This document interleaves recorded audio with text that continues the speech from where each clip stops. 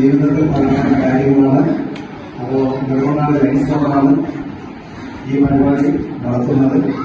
അപ്പോൾ അതിനിവിടെ എത്തിച്ചേർന്നിട്ടുള്ളത് നമ്മുടെ കൊല്ലം കിംസാറ്റിലെ ഡോക്ടർ നിർമ്മൽ സാറാണ്. അതുപോലെ ഇവിടെ എത്തിച്ചേർന്നിട്ടുള്ള നെടുമങ്ങാട് വെങ്ങാട് ഹോസ്പിറ്റലിലെ ഡോക്ടർ അയ്യപ്പ സാറാണ് ഈ പരിപാടി ഇനാഗുറേറ്റ് ചെയ്യുന്നത്. അതുപോലെ നെടുമങ്ങാടിലുള്ള മറ്റു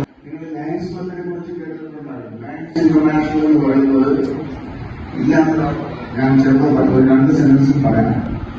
ലയൺസ് ഇന്റർനാഷണൽ എന്ന് പറഞ്ഞിട്ട് ഒരു NGO ഉണ്ട്. NGO എന്ന് പറഞ്ഞാൽ നോൺ ഗവൺമെന്റൽ ഓർഗനൈസേഷൻ. ഇത്തരം രാജ്യങ്ങളിൽ അടിച്ചു കിടക്കുന്ന ഒരു പ്രസ്ഥാനമാണ് ലയൺസ് ഇന്റർനാഷണൽ. ഈ പ്രസ്ഥാനം തുടങ്ങിയിട്ട് 108 വർഷമായി. ഞാൻ ഒരുപാടൊന്നും പറയത്തില്ല. അപ്പൊ ഈ മെന്റൽ ഹെൽത്ത് മുൻകാലങ്ങളിൽ നമുക്ക് ഇത്തരം വൈകല്യങ്ങൾ കുറവായിരുന്നു. അന്ന് നമ്മുടെയൊക്കെ വീട്ടിൽ ആൺകുടുംബമാണെങ്കിൽ എന്നൊക്കെ പറയും. നമ്മുടെയൊക്കെ വീട്ടിൽ കൂട്ടുകുടുംബങ്ങളായിരുന്നു. നിങ്ങളുടെ പ്രശ്നം എന്തെന്ന് അറിയാതെ ഞാൻ ചുമ്മാ ഞാൻ പറഞ്ഞിട്ട് വല്ല കാര്യമുണ്ടോ? അപ്പൊ നിങ്ങളുടെ ഇൻപുട്ട് നമുക്ക് ആവശ്യമുണ്ട്. ഓക്കെ, അപ്പൊ ഞാൻ ആരെങ്കിലും എണീക്കാൻ പറഞ്ഞാൽ നിങ്ങൾ എണീക്കുമോ? ആരെങ്കിലും എണീക്കുന്ന പറഞ്ഞാൽ ആരെങ്കിലും എണീക്കുമോ? ആരും എണീക്കുന്നില്ല. നമുക്ക് ഇതിന്റെ ടെക്നിക്ക് ചെയ്യാം അല്ലേ? ഒരാളെ ഞാൻ വിളിക്കാം, അതിനുശേഷം നിങ്ങളാണ് സെലക്ട് ചെയ്യുന്ന ആൾക്കാരെ വിളിക്കണം. പരസ്പരം ഫ്രണ്ട്സിനൊക്കെ അറിയാലോ. അപ്പൊ ഇവിടെ ഏത് ക്ലാസ്സിലാണുള്ളത്?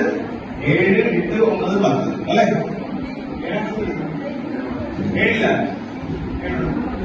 ഓക്കെ. നമ്മുടെ ഡിസ്കഷൻ തുടങ്ങാം. ഓക്കെ,